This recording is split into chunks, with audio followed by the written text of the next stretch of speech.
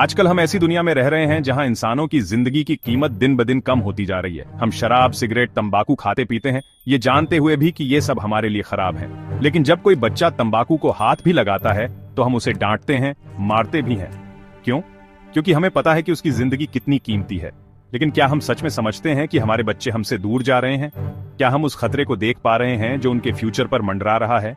Air pollution एक silent killer है जो चुपके चुपके हमारी और हमारे बच्चों की जिंदगी को खा रहा है। मेरे खुद के बच्चे पिछले 2 महीनों से खांसी से परेशान हैं।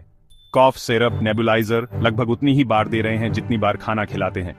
मेरे घर में 10 एयर प्यूरिफायर्स हैं, फिर भी बच्चे ठीक से सांस नहीं ले पा रहे हैं। अब सोचो, जिनके पास एयर प्यूरिफायर खरीदने के पैसे नहीं हैं, उनके बच्चों का क्या होगा? क्या हम अपने बच्चों को इस जहरीली हवा में सांस लेने के लिए मजबूर करते रहेंगे? क्या हम अपने फ्यूचर को ऐसे बर्बाद होते देखेंगे?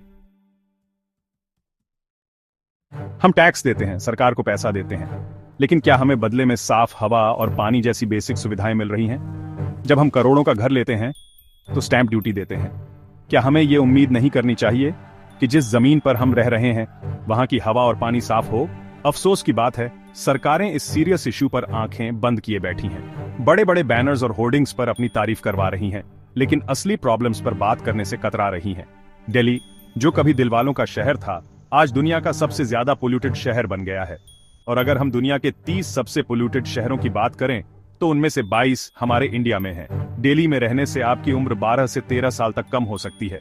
ये सिर्फ नंबर्स नहीं हैं, ये एक डरावनी सच्चाई है। जब चाइना के बीजिंग शहर में एयर पोल्यूशन बढ़ा तो उन्होंने वॉर अगेंस्ट पोल्यूशन शुरू की।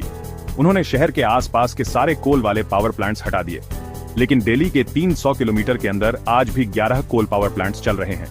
चाइना ने ग्रीन कॉरिडोर्स बनाए, कोल का यूज कम किया और पोल्यूशन फैलाने वाली फैक्ट्रीज बंद कर दी। क्या हम उनसे कुछ नहीं सीख सकते? क्या हम अपने देश को ऐसे ही पोल्यूशन फ्री नहीं बना सकते? हमें सोल्यूशन चाहिए और वो सोल्यूशन हैप्पी सीडर जैसी टेक्नोलॉजी में है। ये टेक्नोलॉजी किसानों को पराली जलाने से रोकेगी और ये उन्हें फ्री में मिलनी चाहिए। ये सिर्फ मेरी या आपकी लड़ाई नहीं है, ये हम सब की लड़ाई है। अगर हम आज नहीं जागे तो आने वाला कल और भी खराब होगा। हमें मिलकर इस पोल्यूशन के खिलाफ आवाज उठानी होगी। हमें सरकार पर प्रेशर डालना होगा कि वो इस प्रॉब्लम पर ध्यान दे। हमें अपने बच्चों को एक हेल्थी और सेफ एनवायरनमेंट देना है ताकि वो एक अच्छी और खुशहाल जिंदगी जी सकें। चलो, हम सब मिलकर इस लड़ाई को जीतते हैं और अपने बच्चों को एक अच्छा फ्यूचर देते हैं।